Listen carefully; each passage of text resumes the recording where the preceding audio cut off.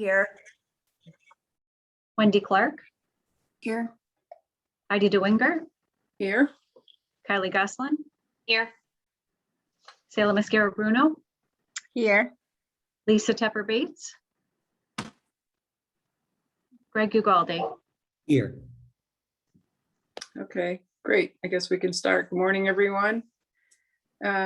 First up on our agenda is, I guess, Joe presenting the resolution regarding financing for the Bayonet Street Apartments Phase 1, which is in New London. Joe, good morning. Thank you and good morning. Good morning, everyone. Before you is an action to approve tax-exempt bond proceeds for a construction loan of up to $5.8 million, paying interest only during the construction period at a rate of up to 4.87%. This would be for a construction loan to develop the aforementioned phase 1 of 2 phases there in New London.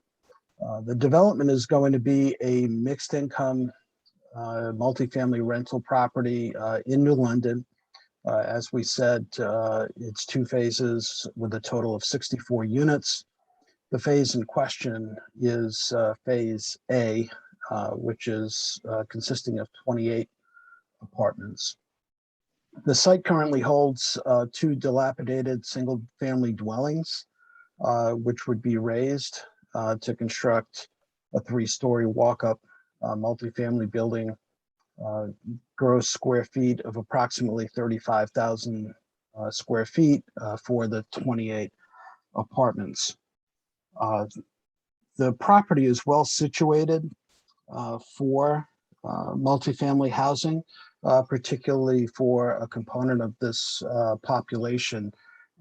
It is directly across from a shopping center and along bus routes and transportation and services. The investment of this development is expected to generate 13.6 million of new economic activity and result in net state revenues of approximately $780,000. We also estimate that it'll create 36 new jobs, including 9 jobs in construction and 15 jobs in service industries. The development will consist of a unit mix of 9 units at or below 30% of area median income, 10 units at or below 50% of area median income, 3 units at or below 60% of area median income, and 6 units at market rates with no income restrictions. The 1-bedroom units will be approximately 800 square feet. The 2-bedroom units approximately 1,024 square feet, and the 3-bedroom units will be approximately 1,200 square feet. The project amenities, in addition to providing the much needed housing, there will be a walking loop on site, including benches and picnic tables. There'll also be a community room and a small fitness room. Residents will be responsible for gas, heat, hot water, and the like. The cold water and service charges for sewer will also be included in the rental rate. In addition to CHFA's tax-exempt bond financing for the construction, there'll also be DOH funds in the development, as well as low-income housing tax credits, housing tax credit contribution funds, energy rebates, and in this particular case, there'll be a permanent loan from Liberty Bank and a contribution from the Federal Home Loan Bank under the AHP program. The state funds coming from DOH have been approved by the State Bond Commission, and the additional federal resources are still subject to an environmental review and public comment process. I can explain that briefly. This had included original DOH funds to fund the construction. As this development progressed, there were construction cost increases due to the current market conditions and the additional federal resources were added to the transaction to help cover those additional costs of construction and development. We expect that the DOH term sheet would be executed after the board meeting, but prior to closing. So you'll see that this approval will be subject to that receipt.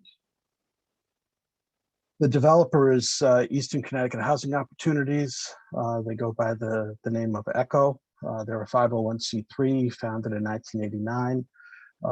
They generally provide affordable housing to families and individuals throughout Eastern Connecticut.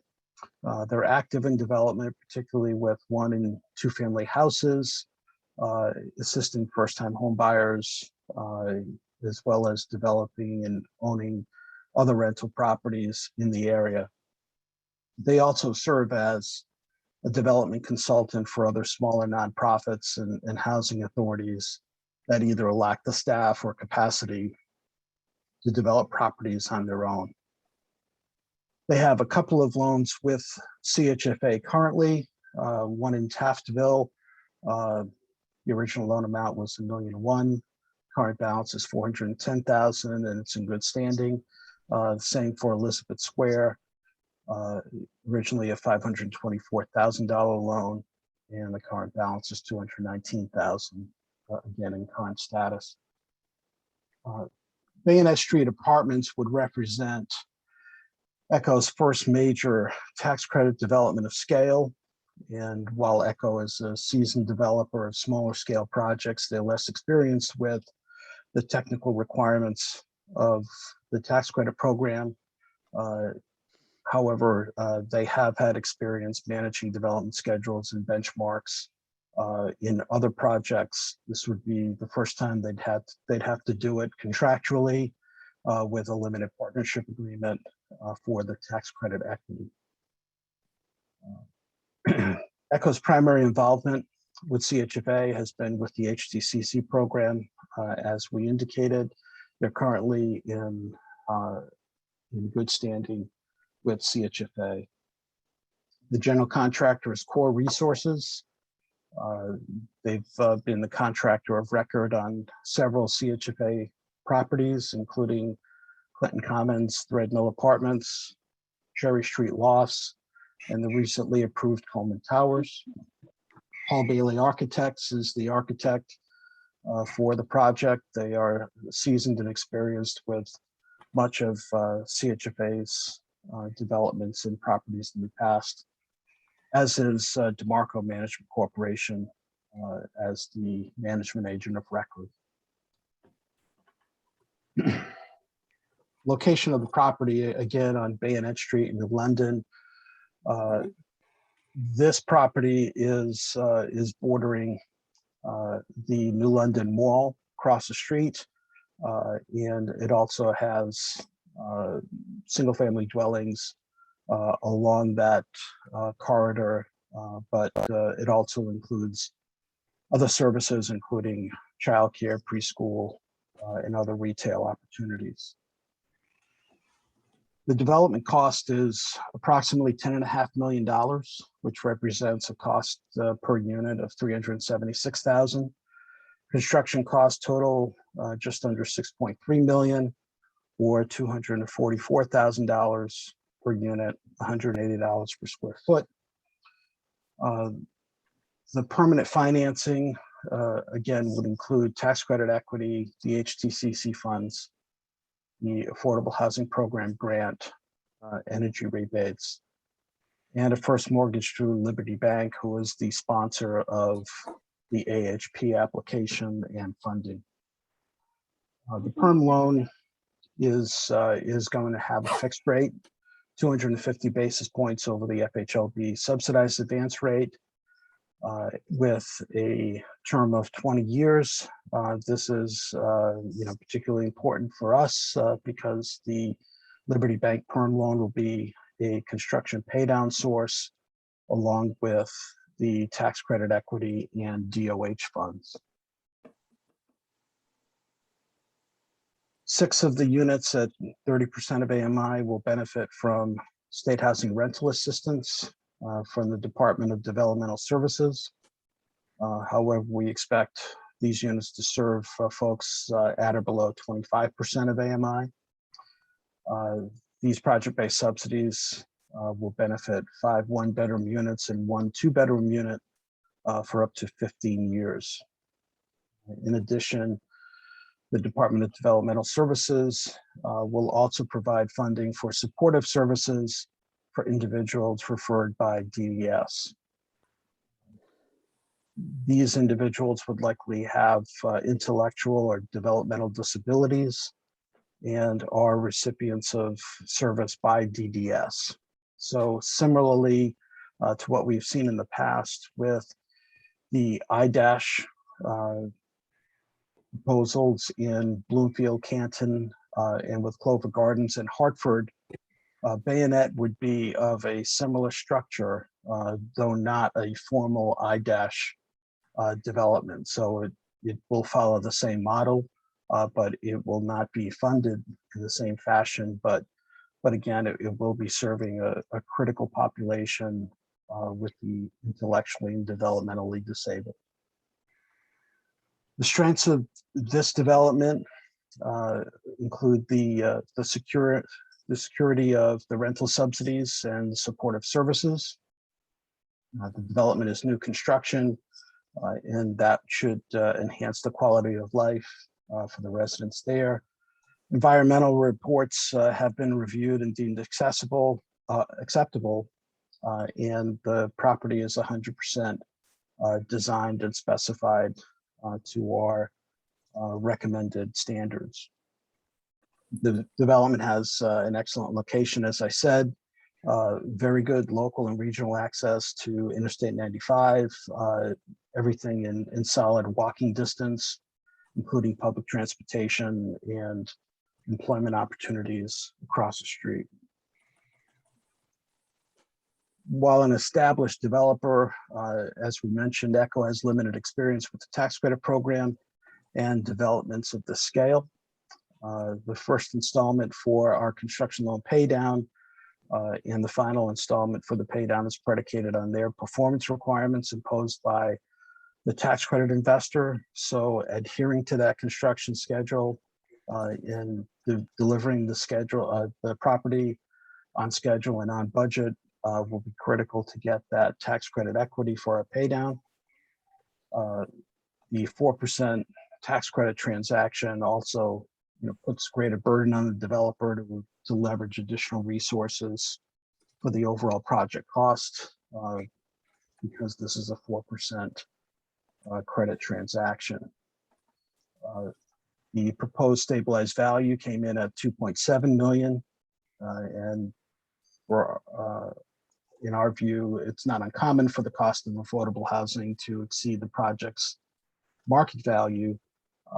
However, again, we are a construction-only lender here and expect that given the commitment to the Federal Home Loan Bank and the AHP program, that Liberty will step in and fund their permanent loan upon completion.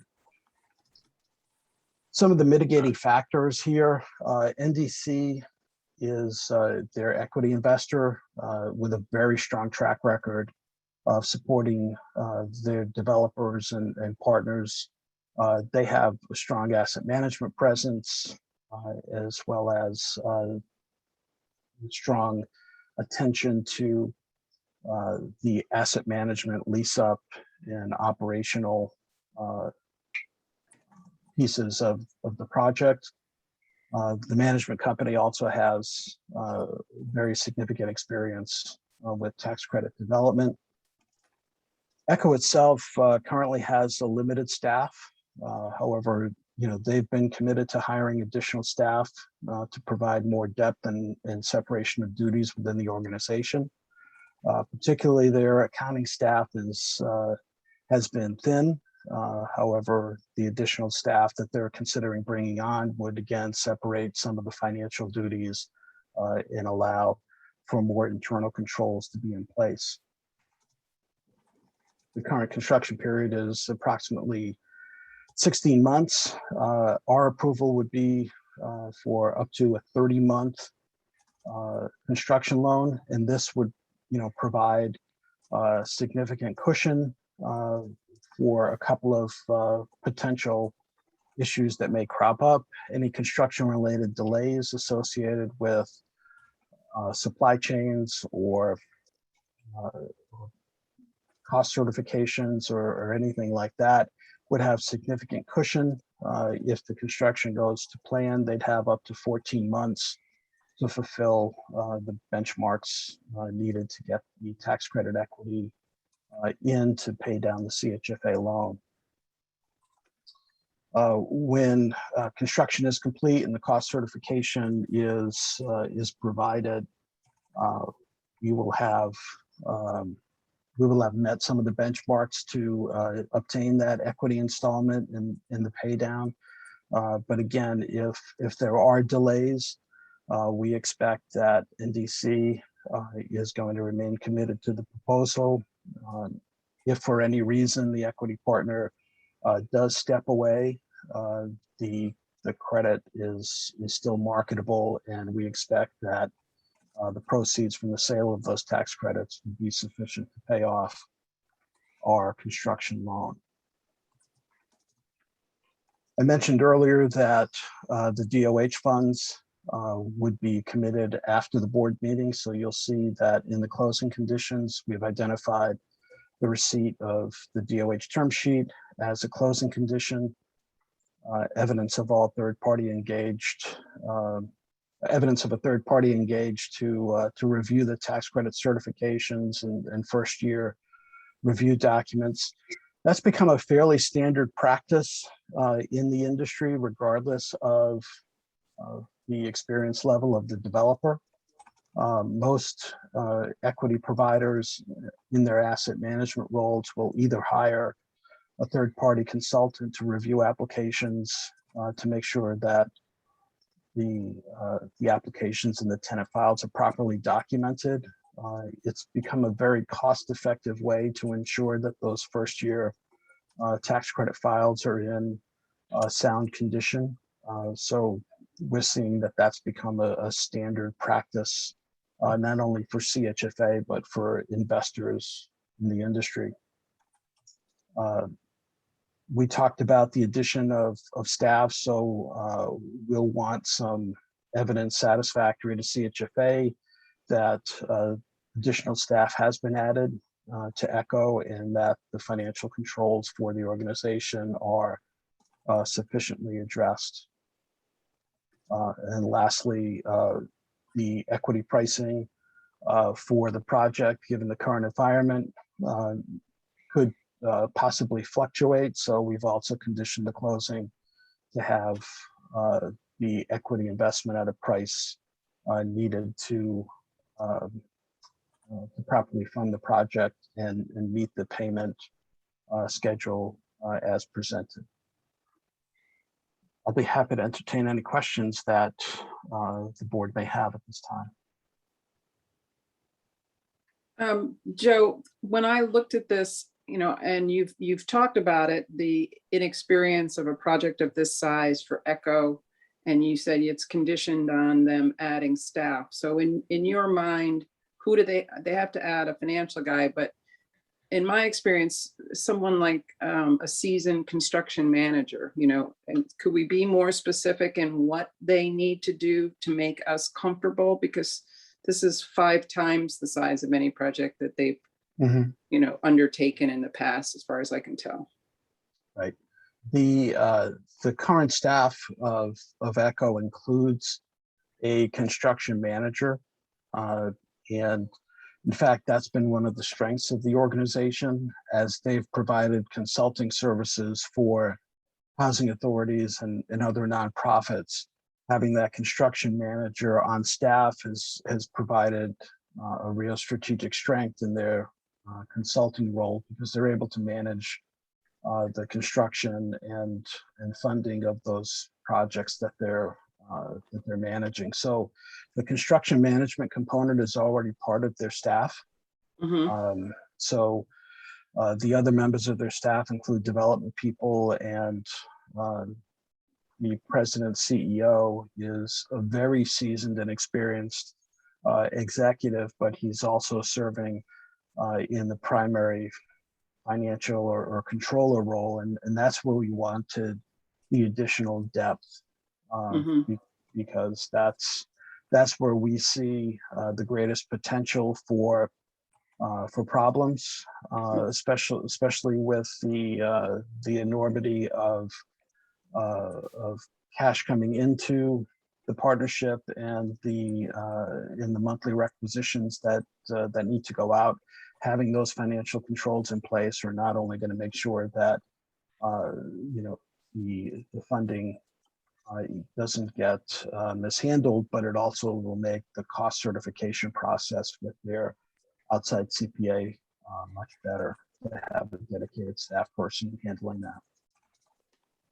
Okay. Other questions?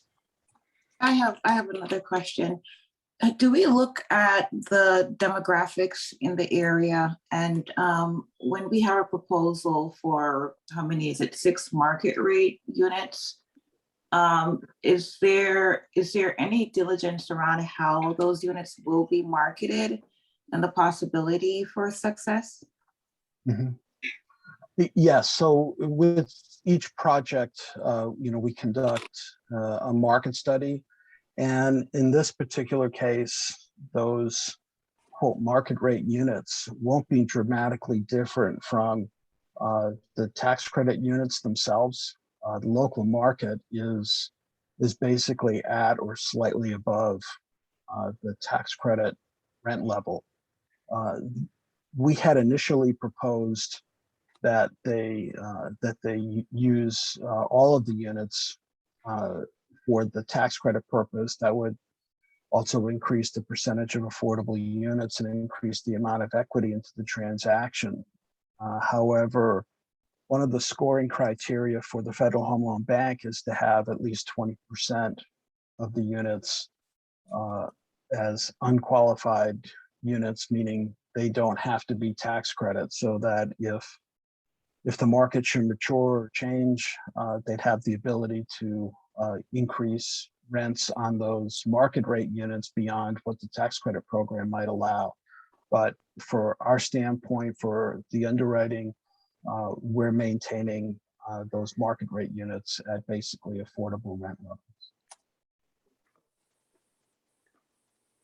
So Joe, you mentioned some safeguards in place regarding the supply chain. You talked about the time that there is some protection in there. How about cost overruns in the supply chain? We're seeing 30% increases in many of the products for construction, and even less, but across the spectrum, you see 10, 15, 20% increases.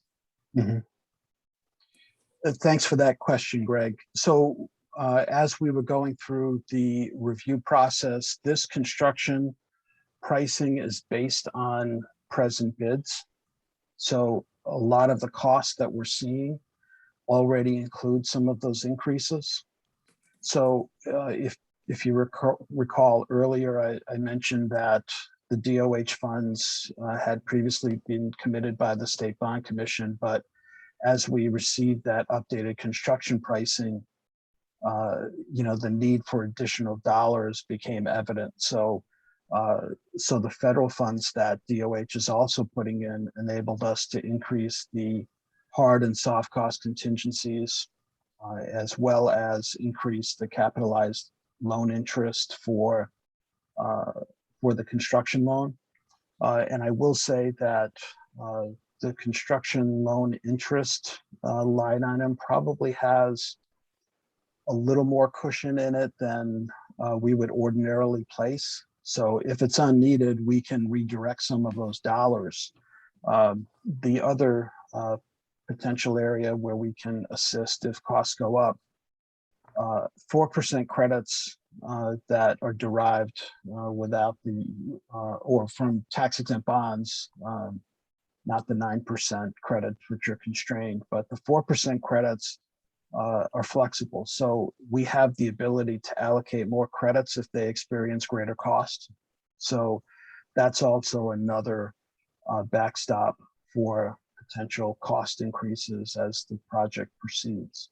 So with the increased contingencies, some line item cushions, and the prospect of additional tax credits and tax credit equity, we believe we've addressed some of those issues that, as you rightly point out, even as costs are coming down, still the supply chains, the shipping, all have impacted costs, and most analysts don't think that that's going to be corrected, until the first or second quarter of next year. So, so we kept a keen eye on those impacts. Thank you. Joe, you mentioned that the Liberty Bank takeout was firm, but you sort of questioned the loan to value ratio, whether or not it would, I can't believe Liberty would issue a takeout without a no greater than loan to value. Mhm. Isn't that still their practice? That is, and we think that from the Liberty standpoint, the $900,000 loan on a project valued at 2.7 million is still very safe from Liberty's perspective. The reason for bringing it up is that CHFA, in order to maximize tax credit pricing, we routinely bridge all of the other equity and resources in the transaction. And in most cases, that puts CHFA most at risk during construction. Mhm. So I just wanted to point that out so that, as we fully disperse that loan, I wanted everyone to know, where we were in terms of finished value for the project. Thank you. Joe, isn't it true though that as per the LIHTC requirements that 50% or more of the qualified basis has to be tax exempt bonds? So there's a requirement under the code. Go ahead. Yeah, do you want me to elaborate a little on that? Just really quickly, because we're at 9:28, but go Yes, ahead. sorry. As Nandini points out, in order for the developer to use 100% of the tax credit equity, the tax exempt bonds have to finance at least 50% of the total project costs. So when you couple that with the desire to leverage the greatest yield on the tax credits, we often, bridge out most of the construction work ourselves. Thanks. I had the Any oth- same question that Wendy did about, what if Liberty Bank says no? If it's so significantly over market, you're just going to bridge the difference? Is that what I understood the answer is? Yeah, we will fund all the construction necessary to build the project, but given Liberty's commitments to the Federal Home Loan Bank and the borrower, we expect that they would have no problem coming into the deal upon completion. And I had a second issue related to Greg, which is in addition to the cost of building materials, you can't get them. So you can wait 2 years for windows. Like what happens if you can't even get the building materials? What happens to the timeline? Well, again, the contractor is pricing based on current cost of pre-ordering. So we've examined that. We believe that the materials are going to be available, but again, that 14-month cushion for completion and cost certification, we think is enough to cover any of the delays that we're currently experiencing with projects in process. And if it doesn't hit 14 at the 14-month period, what happens? We do have some latitude, the ability to modify the loan and extend the construction loan if necessary.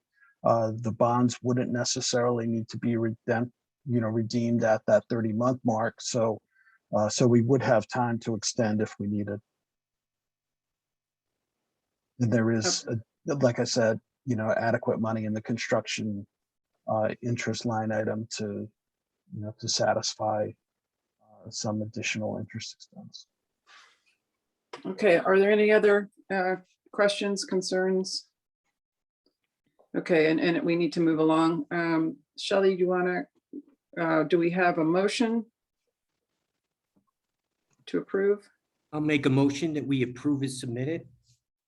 Is there a second? Second. Thank Lisa. you. Okay, Shelley, you want to, Yes.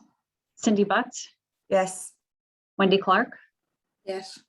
Heidi DeWinger, aye. Kylie Gosselin, Yes. Salem Mascara Bruno, Yes. Lisa Tepper Bates, Yes. Greg Ugaldi, Yes. unanimous. Thank you.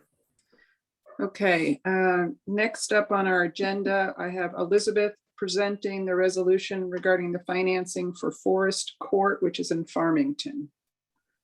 Good morning, everyone. In the interest of time, I've been asked to keep this short, so I'll give high level, and if you have any questions, of course, ask them at the end. Also, my internet is shaky. If you lose me, I will call right back in, but here we go.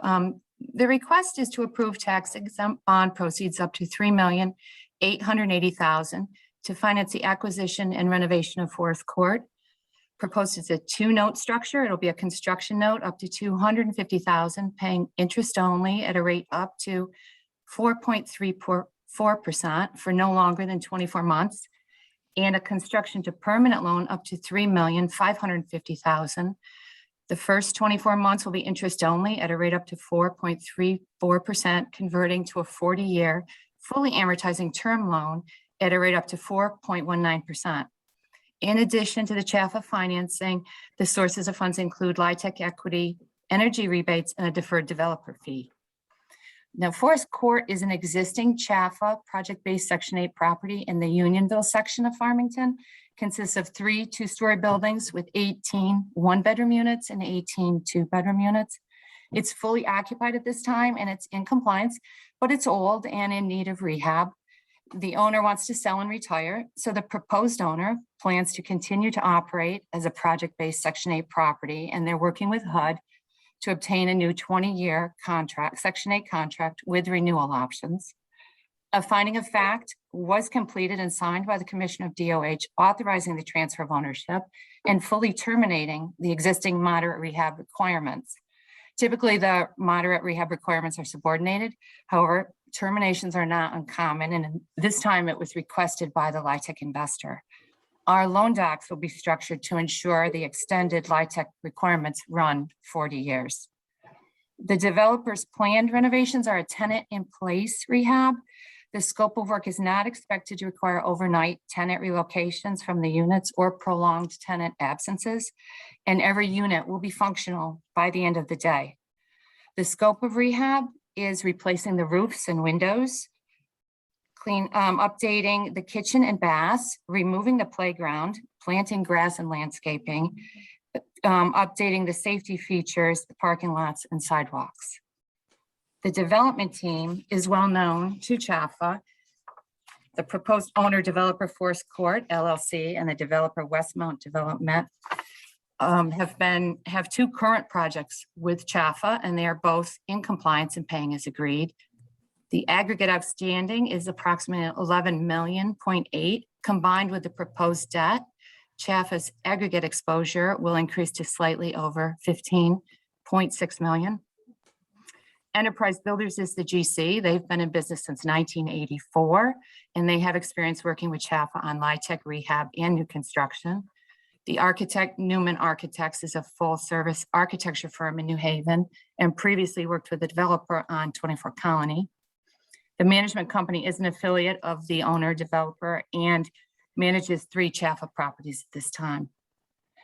The location of the property, it's well located within half a mile from Unionville Center, which has groceries, medical care, retail, restaurants, churches, and bus stops. The demographics for the area are above average in terms of median income and school ratings. Last week, the Connecticut Post rated Farmington High School 7th in its top 10 public high schools in all of Connecticut. The proposed plan will update and preserve 36 affordable housing units in Farmington where demand greatly exceeds supply. The market study by CBRE estimated a need for 987 units for low-income housing in Farmington, and currently there are just 84 units available for non-age restricted subsidized housing. The total development costs are $5,582,000, or a per unit cost of $155,000. Construction costs total $2,158,000, or just under $60,000 a unit, $41 per square foot. The loan to value is 85% with a loan to cost of 64%. Upon completion, the rents will increase in accordance with HUD approval from $951 to $1,377 for one bedroom and $1,180 to $1,505 for two bedroom. The resulting NOI year one of $210,000 provides a debt coverage of 1.17 times, and that remains stable over the next 20 years. So the financing plan uses 4% LIHTC, and it does not require scarce soft funding sources from DOH or any other state agencies.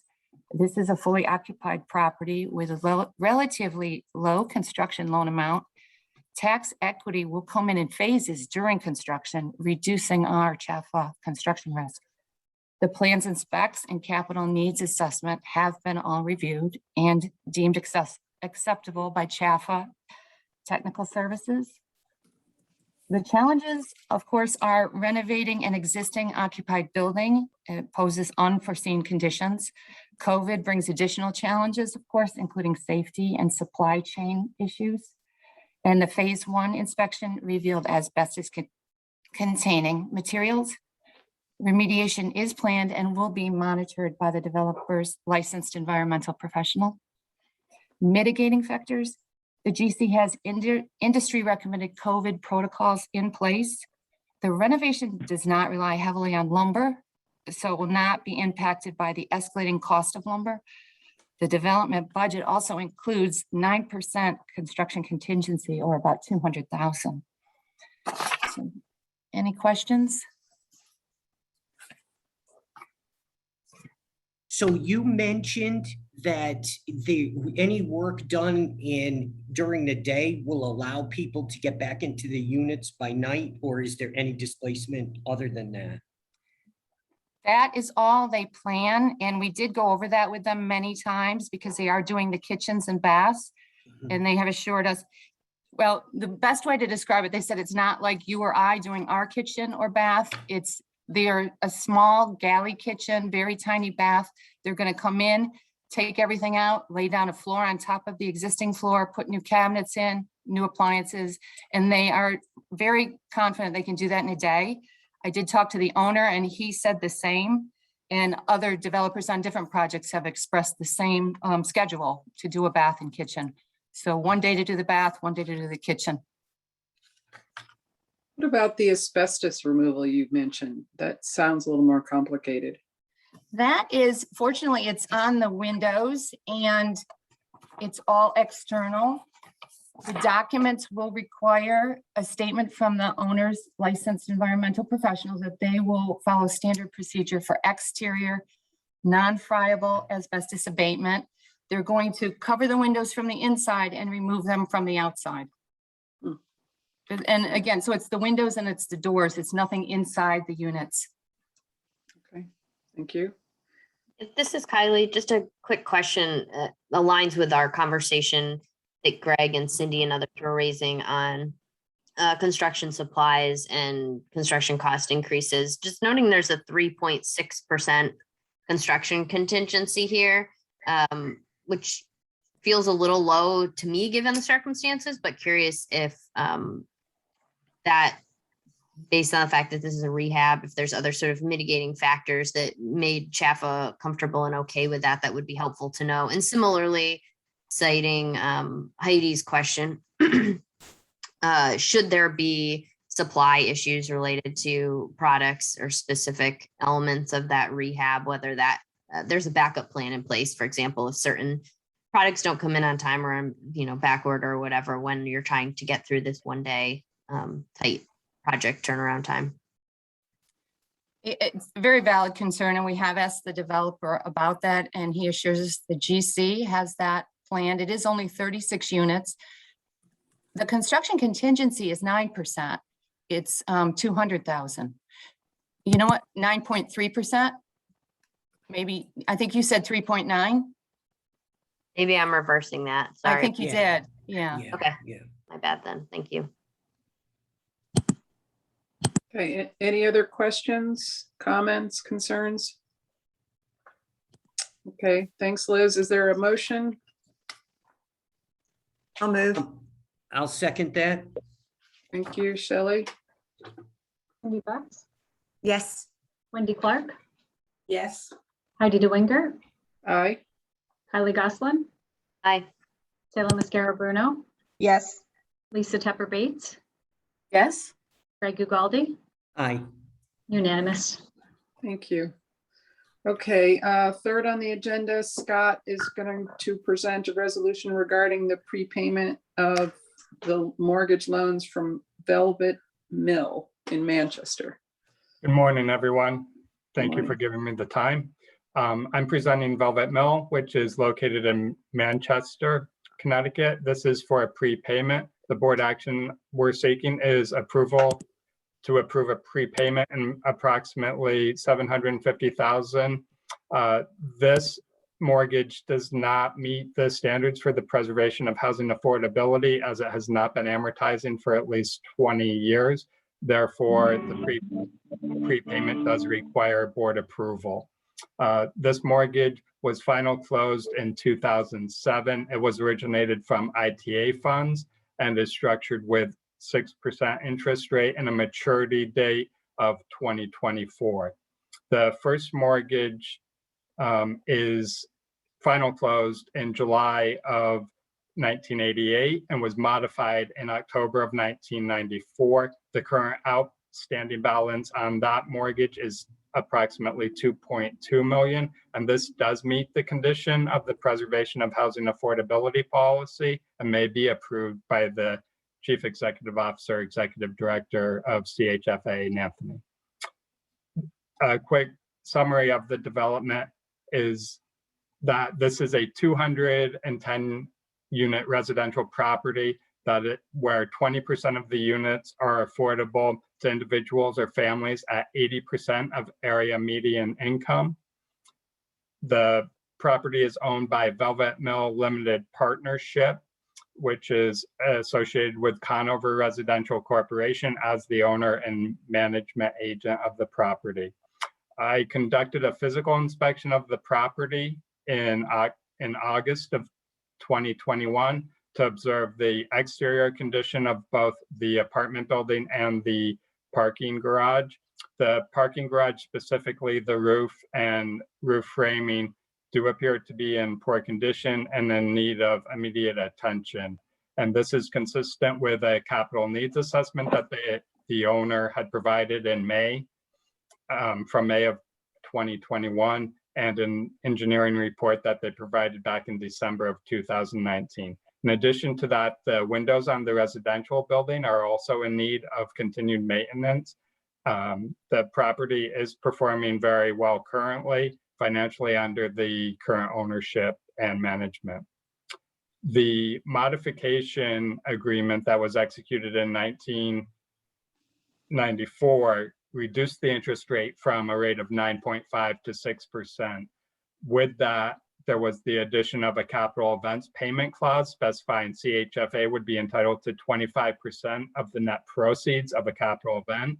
This would be classified as a capital event, and CHFA would be entitled to that 25%. There was also a sweep payment clause added, which would apply to 25% of any positive cash flow on an annual basis.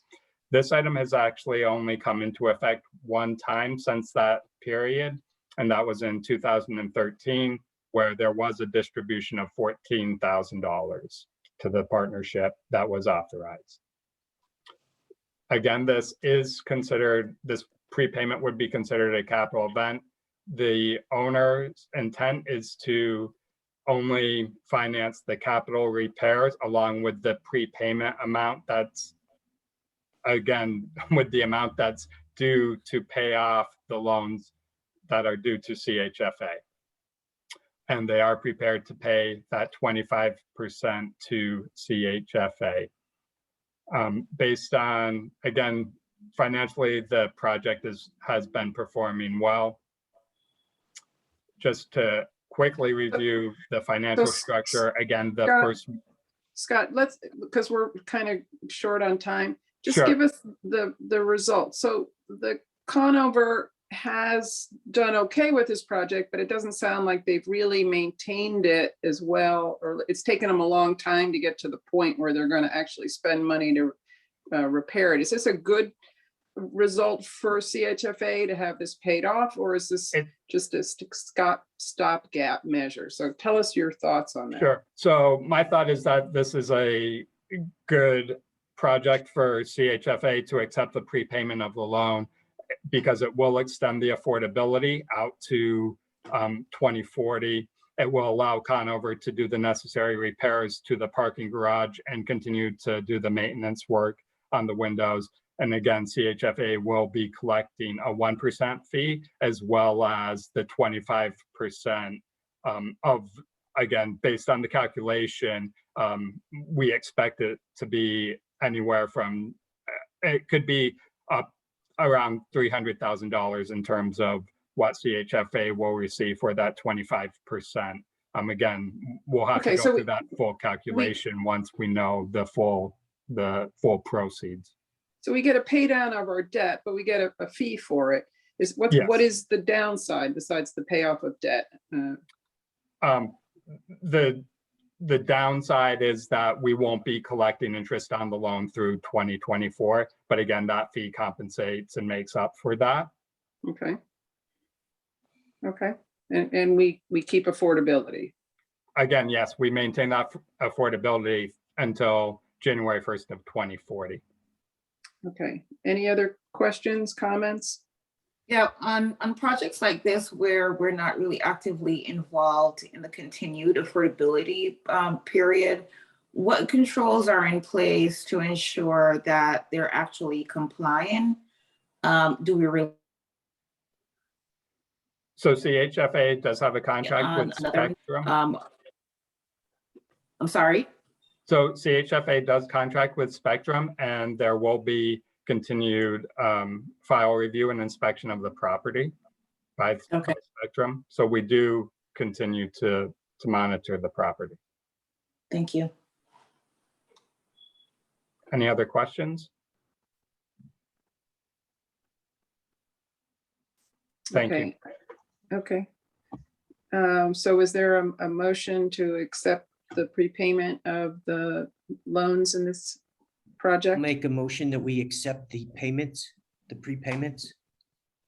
Okay, Greg, is there a second? Second. Thank you. Shelley?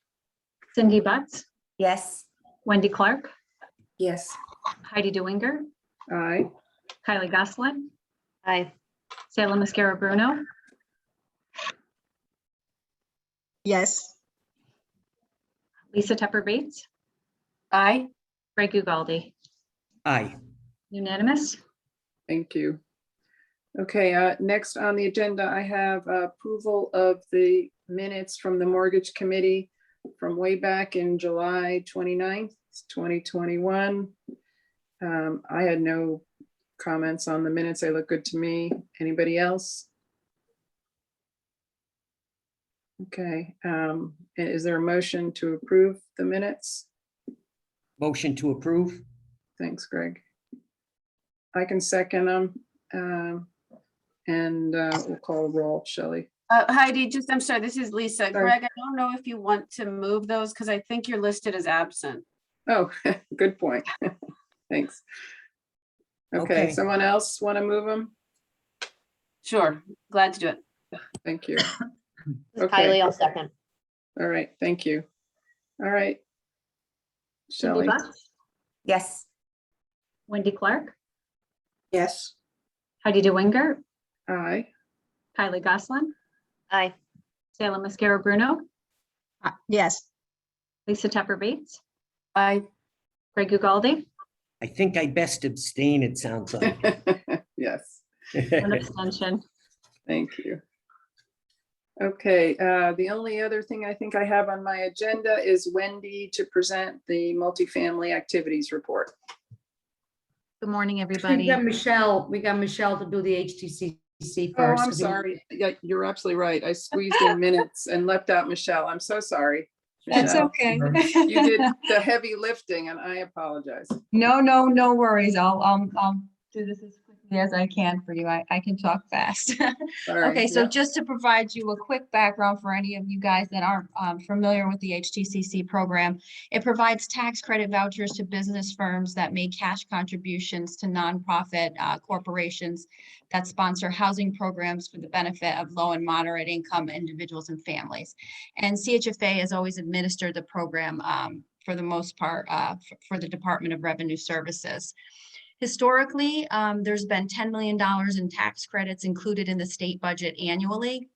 And of that 10 million, state statute does require us to set aside $1 million for workforce housing and $2 million for supportive housing. When I reported the results last year to this committee, I did indicate that we would be working on a comprehensive process improvement initiative. Basically, we wanted to focus on strengthening compliance, as well as also streamlining and clarifying some of our program guidelines. So in January of this year, I assembled a team and I led that initiative. So just to touch base on a few of the key items that were implemented this year, the team started out by conducting a really intensive review of the consolidated application along with our guidelines, and we aligned those two documents so that they're both now consistent. We did a deep dive in looking at all of the definitions in the guidelines, and we cleared them up and expanded them to provide more clarity. And we also included more detailed descriptions of a lot of the submission requirements. While we were doing that, we also identified several submission requirements that the team felt really needed our technical support service staff to be involved in. And in previous rounds, of course, they were always available to answer questions that a reviewer might have. But for this round, they were actually on the team and included in the review of all of our applications. They focused their attention on items such as zoning, environmental matters, building permits, and construction costs. And I think what we found was that their participation resulted in a real consistent review of those areas that are related to their expertise. In an effort to strengthen compliance, the form that we used by awardees to document their quarterly progress was significantly enhanced. We added questions that were formulated to remind awardees of program requirements and to alert them to seek our guidance if necessary. And then we moved on and to review and monitor quarterly report submissions. A team of internal staff was assembled to do that for us. So just to give you an idea, in any one quarter, we receive at least 60 quarterly reports. And with those quarterly reports comes all of the backup documentation that supports the use of those funds during the previous 3 months. So it's quite a bit of information. So we have a team now that looks at all that stuff, and I continue to lead bi-weekly meetings with that team to answer questions and to go over any issues that might come up. And then finally, another change that we made is as a project progresses and meets a certain milestone, a team member will actually go out and meet with the nonprofit on the site to see the work that's been completed. So we found that these changes really helped the applicants in the current round. They avoided missing submission requirements, and as a result, it really helped us internally because it required less of our time. The applications were much cleaner, and even during the clarification process, we didn't have as many questions that we needed answers. And the compliance changes really helped the previous awardees because I believe it really opened the lines of communication that we now have with the nonprofits. We've developed better relationships with them, and they really have a better understanding of what we need from them. And they've been doing a good job now of complying. We do anticipate a second phase of this initiative to continue some things we'd still like to change in 2022.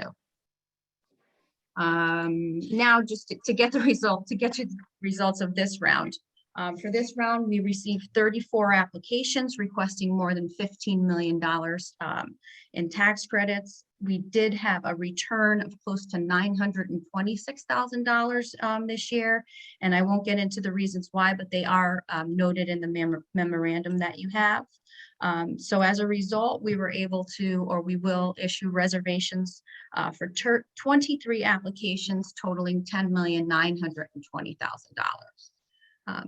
Two of those awardees will utilize their proceeds to either create or rehab full supportive housing projects in 2 cities.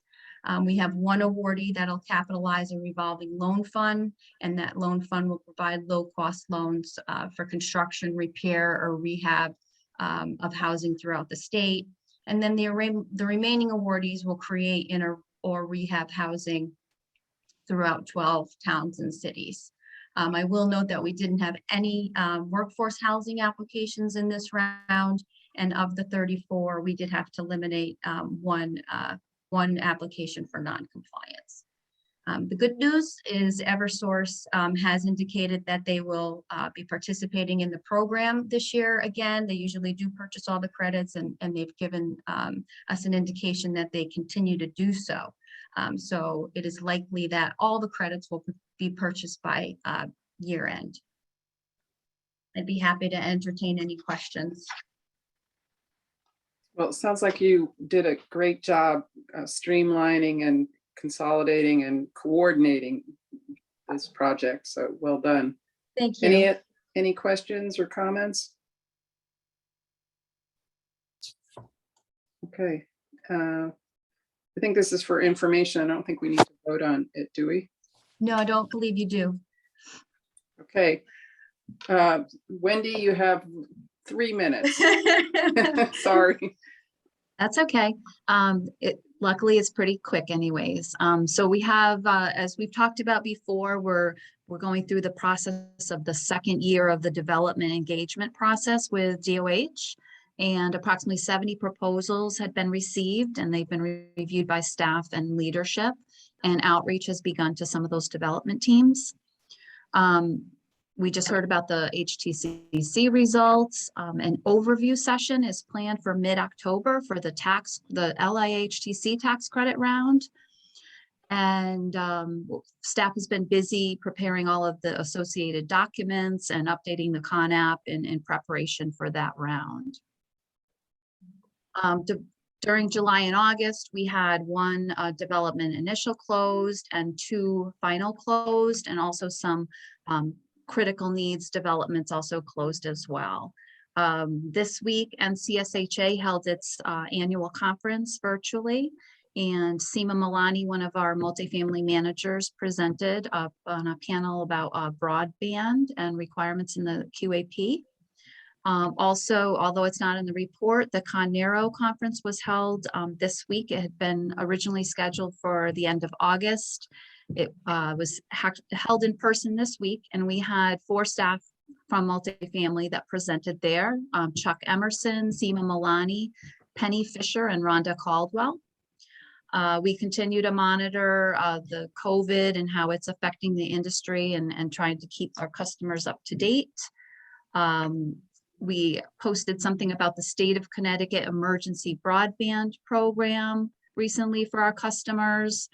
There's still about $16,000 left in the HACCP program. That's for the state housing portfolio program.